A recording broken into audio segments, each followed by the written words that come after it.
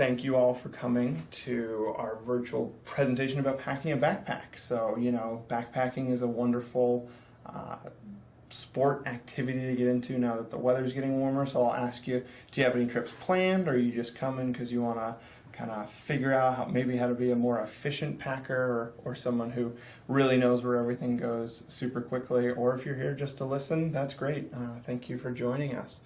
So kind of tonight, the way that it'll happen is we'll have a few slides. We'll kind of give you the examples of what's in a backpack, the zones of a backpack, and then we'll ultimately finish with packing a backpack and how to also put your backpack on your back, because once it gets a little heavy, that can be a bit tricky. So we're going to go ahead and we're going to get started here. So you can think of a backpack as a system, right? So a term that we tend to use for our system is CBS. So on the next slide here, you'll see a few acronyms. So CBS stands for Convenient Balance System. So convenience is always great, because convenience is everything has its place and every place has its thing. It means you can go right there all the time automatically and find what you're looking for. No need to kind of explode everything out of your bag so that you are kind of a yard sale on the side of the trail or in camp. Balanced, if you've ever kind of carried a backpack and seen a load that's unbalanced, it's either pulling you backwards or even pushing you forwards. Those are both not great, whether you're a newer backpacker or even an experienced backpacker, because that's just not fun. And then a system, of course, everyone has their own and everyone's is unique. But what's great about a backpack is all of them are built fairly similarly. Some have extra odds and ends, some have different sizes, different shapes, but they're all kind of built similarly. So you can kind of break your backpack up into 3 main zones, and we'll talk about them in what we call ascending order. So we'll start at the lowest part in a backpack, and then we'll end at the topmost part. And the accessories and gear loops are kind of things that you'd find on the outside. So bottom zone is great for bulky gear. Think of like sleeping bags or tent bodies or things that you're not going to need throughout the day, right? If you've ever packed for a trip and had to root around in your suitcase, you never want to have to do that. So things that you don't need too often, you're going to keep at the bottom. The core zone, or if you think on your body, the middle part there, is good for denser, heavier items, because that's where a lot of your strength comes from, and a lot of the ability to kind of anchor that strength. Then the top zone is good for things that you need to quickly grab and go, such as granola bars, sunscreen, stuff like that. And accessory pockets are good for odds and ends and things of that nature. So as I kind of wheel my table full of stuff over here, tonight, if you have any questions about where certain things might go, or have a helpful tip, please let us know, because everyone has their systems, and all systems are great, and we always love to learn about new ones. So. And Zach, we do have Katie says she always overpacks, so if you can give her any tips about not carrying too much stuff.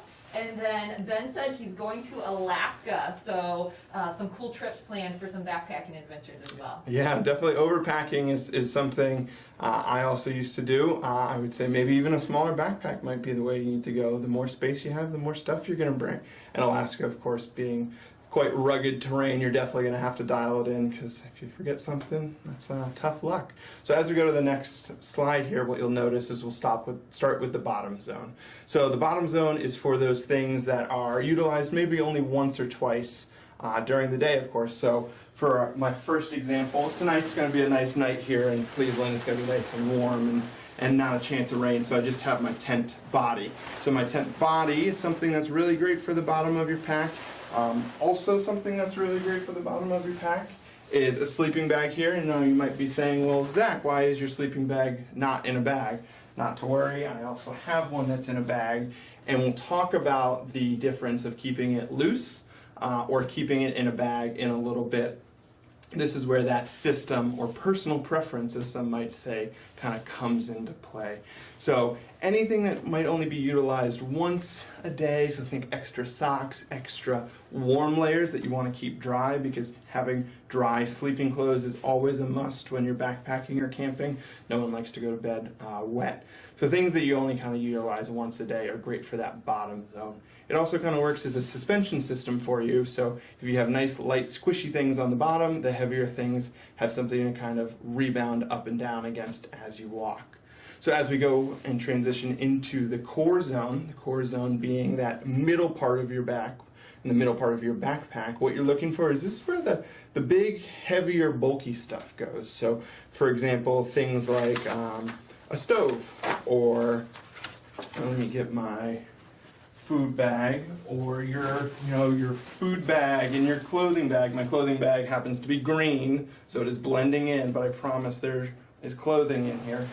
Also things that are a little bit bulkier, like your sleeping pad and things, right? So things that tend to be heavier. Now you may or may not know this, so I'll ask in the questions here. Does anyone know how much a liter of water weighs? So the reason you see that there is you have water reservoir, right? So water and food can be two of the heaviest things that you might carry when you're backpacking.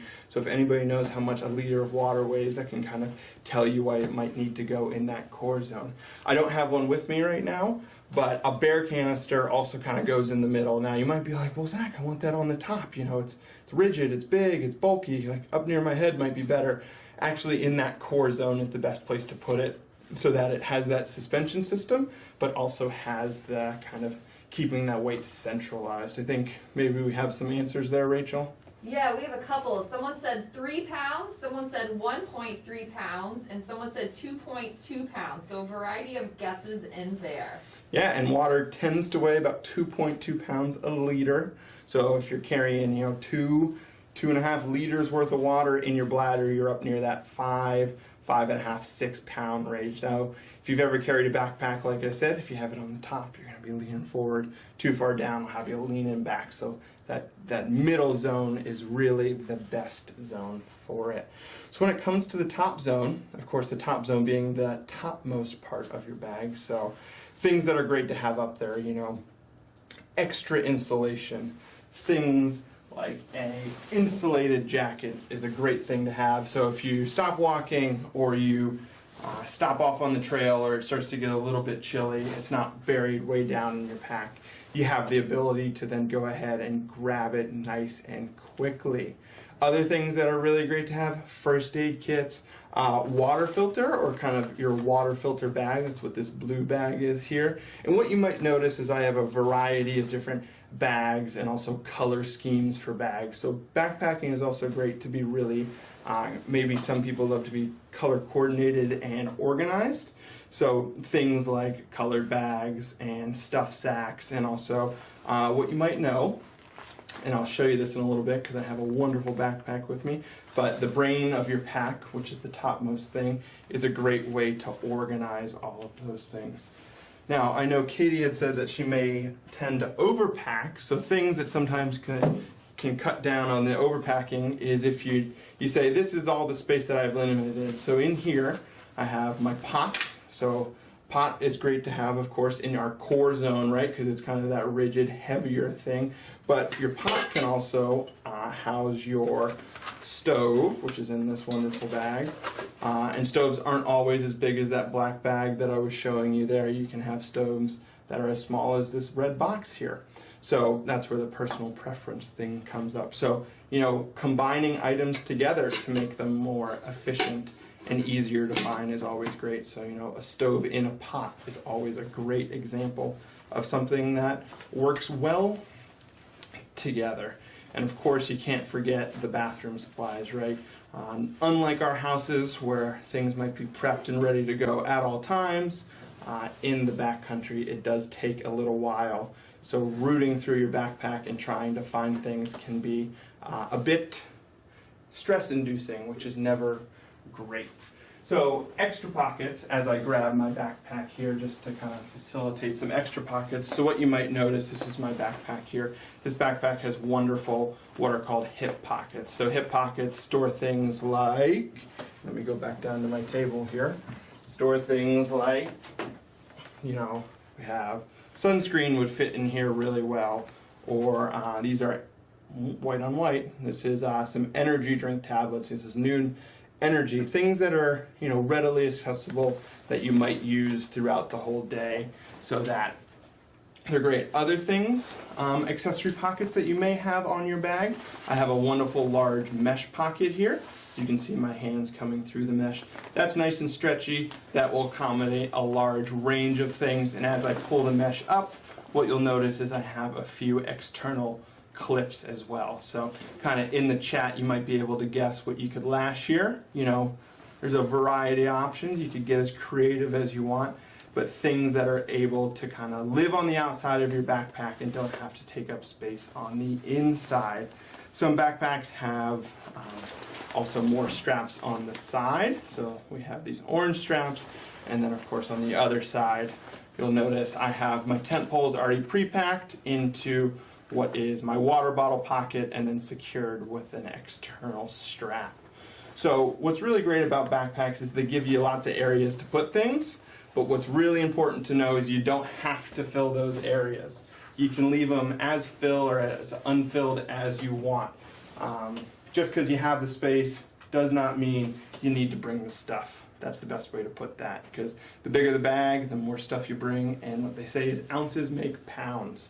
So now that we get into the kind of types of packing methods. So one method, if you have ever seen a trash can, right? So a trash can is one giant, large pocket that everything gets stuffed down into. Now, backpacking is very similar in that way, where your backpack can function as a large kind of tube.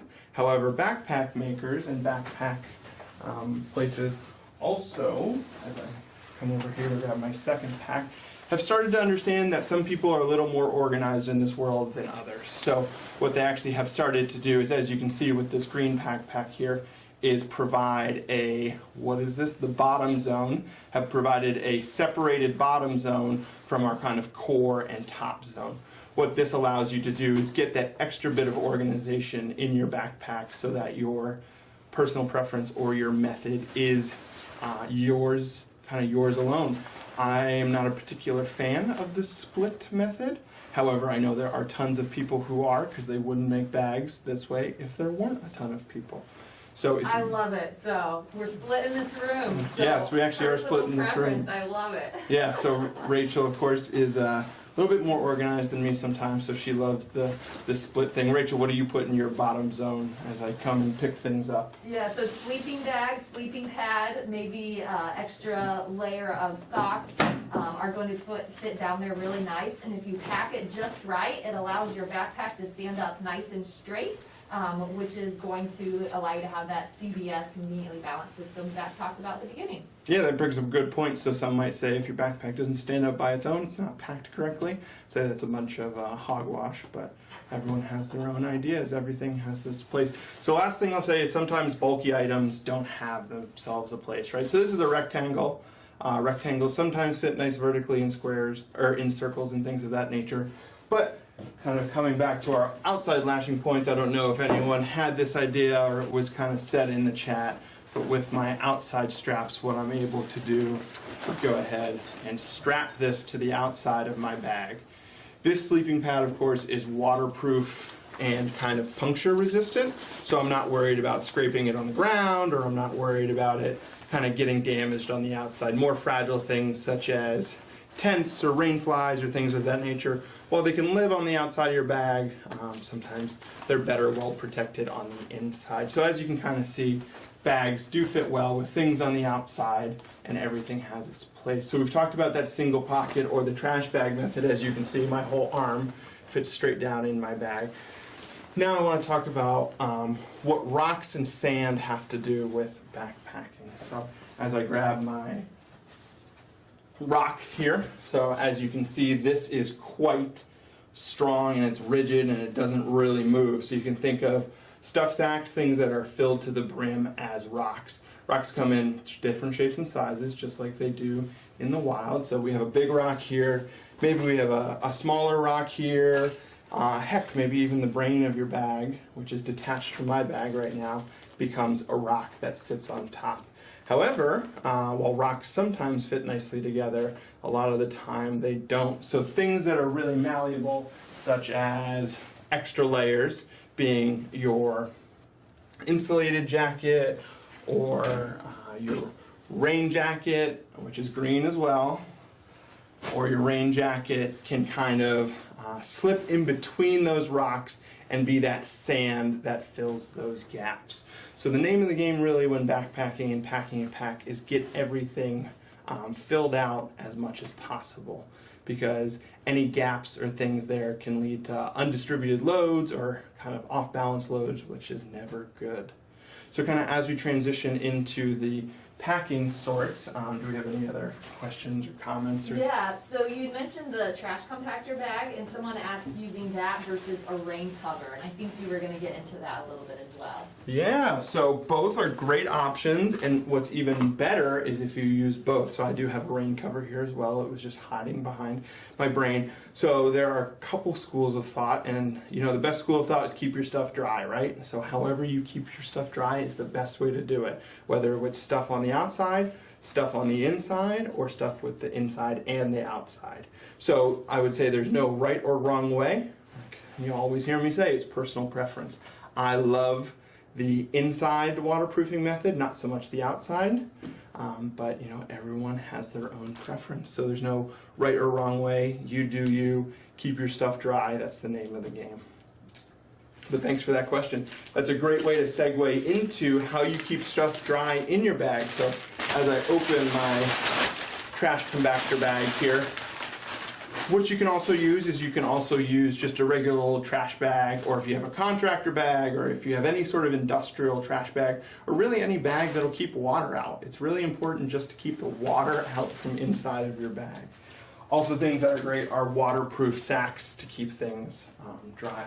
So what I'm going to do is I'm going to take my trash compactor bag, and I'm going to go ahead and I'm going to completely line my whole backpack. So what you'll notice here is it might be sticking up at the top for right now. That's because I'm shoving things in there. But once I get everything that I need to keep dry in there, I'm going to show you a little trick to how to make it uber waterproof without tying a knot. So you don't have to worry about that. So the first thing that goes in, of course, in our bottom zone are things we're not going to use.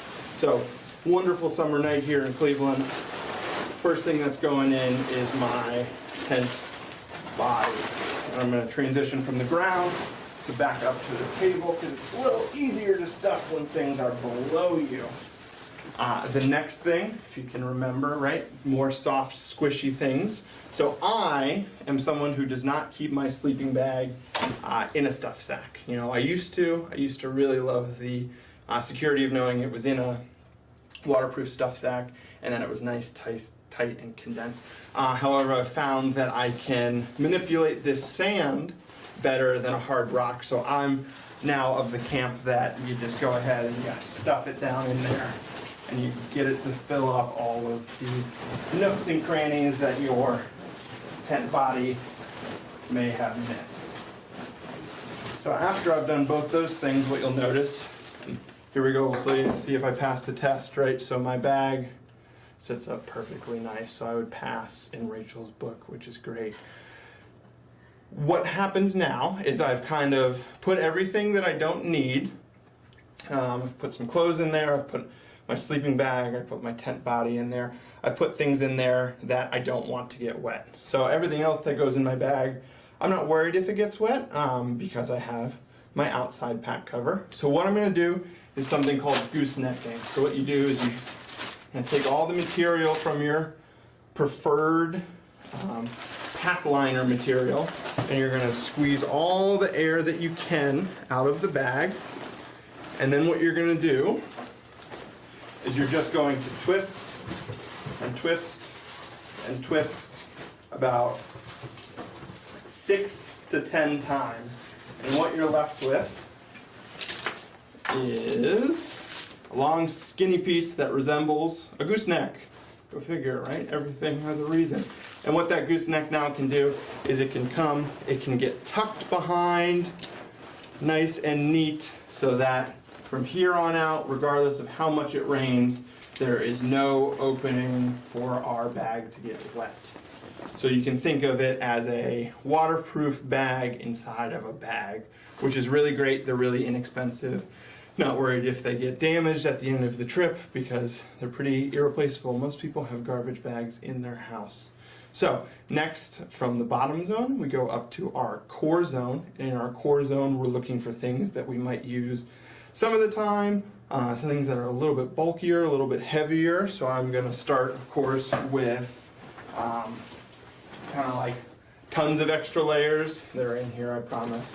But things that I might need, maybe a long sleeve shirt, but things that I have to get to maybe, or bigger items. So I'm going to go ahead with my layers, and then I'm going to go with my stove. So my stove's going to go in there, as well as maybe kind of my water kit and things of that nature. What you'll might notice is while I put my stove inside my bag, things like fuel, this is liquid fuel, should never go inside of your bag, because as you can think, if your fuel was to leak and start to leak all over everything, you don't want fuel to ruin all of your nice things.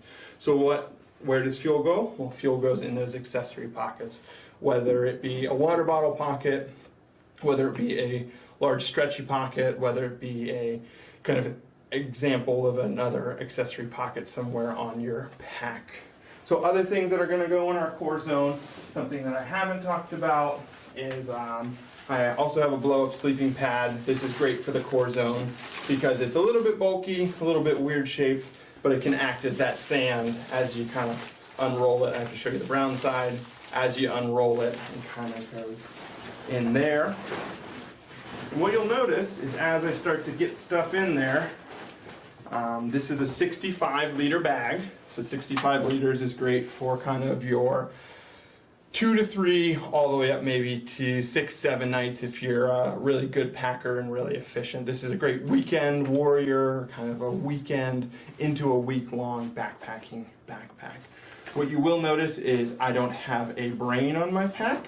That's because I use my brain as another sort of storage device. So in my brain, I'll put things like my pack cover. I'll put, various fixing items, buckles, wrenches, tenacious tape, things of that nature. We have my wonderful Noon Energy. I have a GPS. It's in my hip belt pocket. Maybe my GPS, as well as a headlamp, because those are always great to have accessible, and some sunscreen.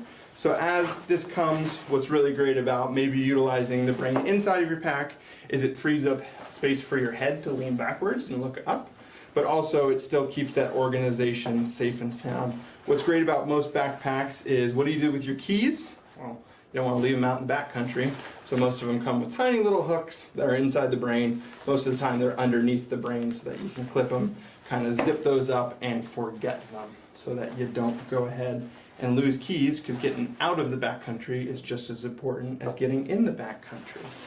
So that's going to be the last thing that I put on top of my bag.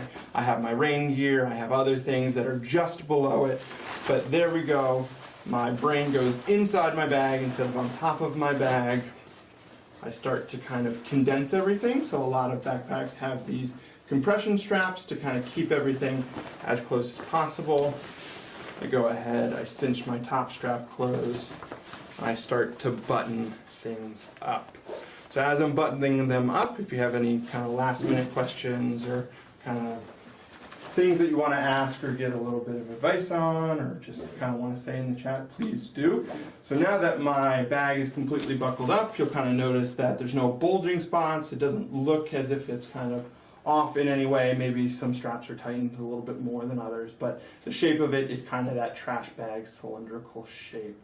So how do you pick up your backpack? Well, for example, this one is on a wonderful, nice picnic table that I picked for a reason. So all I have to do is go ahead and slip one arm through, slip my other arm through, and then I can kind of turn around and I'm ready to go. So as you can see, without a brain on my pack, I have full kind of access with my head. It's something that I prefer. Some people love to have the brain up there, even take a quick nap while you're walking if you're that tired. Some people do get that tired. As I move this table out of the way, I have to move the table because our second method is if you were on the ground. So if your backpack's on the ground, just as if you were to lift a heavy object. We don't bend at our waist, kind of just snap, pull things up, right? We want to bend our knees. We bring it up, and then I'm resting it on my thigh. So I'm using my thigh as a nice little shelf, holding the backpack by this wonderful grab handle, as you can see right here. I am then sticking it on my back, bringing it around, and then I'm ready to go. And the last little bit of information we'll give you is the way you adjust your backpack is you go ahead, you start from the bottom up. So I'm always going to do my hip belt. And last question for y'all before I get out of here is how much weight do you want on your hips? You know, how many and what percent would you want on your hips? Is it 100%? Is it 50%? Is it 10%? How much do you think you want on your hips? So as I adjust from my hips up, I'm going to make sure it's nice and snug on my hips. I'm going to go ahead, I'm going to do my shoulder straps, and then lastly I'll do my load lifters, which are blending in nicely with the wall, but I can kind of pull them out here. Some packs have a sternum strap, mine is long gone, but some straps do have a last strap that goes across your chest just to provide a little bit more of that security. So do we have anybody that may have got the right answer? Yeah, Carol said 80%, and then also I'm going to say someone asked what is your favorite brand of backpacks to use? Yeah, so backpacks, once again, you're going to hear me say it's personal preference. I love Osprey. Some of the other great makers are Deuter. They're from Germany or Europe. They also have Gregory, and then you can get into the boutique brands of Mountain Hyperlight and things of that nature. But what I'll say is there are a lot of local, wonderful gear places to buy gear in this area. REI, Backpacker Shop, the Cleveland Outpost, and all of them have wonderful, experienced staff that can get you that right band. But if you're looking for a place to start, I'm always going to say Osprey. But I know Rachel, she loves Deuter. So everybody has their preference. So find the one that fits you the best. That's the best way to put it. Whether it's a female-specific pack or a male pack or a pack in between, find something that you like and is comfortable for you. So thank you all for coming tonight. I really appreciate you hanging out with us this Thursday evening. And hopefully this kind of has sparked your interest. If you are interested, be on the lookout for some in-person backpacking classes that we'll do, as well as some more advanced backpacking stuff in the future. So once again, thank you all for coming, and I appreciate you coming tonight. And Zach, just add on, I told you 80%, but then I probably distracted you. So what was the percentage of weight on your hips? Yeah, it's probably about 75 to 80%. So you see, I didn't react to it, which means you hit the nail right on the head, as they might say. So you don't want 100%, you don't want 0%, because actually our strongest muscles in our body are our legs. So let your legs carry the load, and then kind of fiddle with it. I'm always fiddling with my backpack when I walk anyway. So on that note, and on that wonderful answer, thank you, and hope to see you again sometime.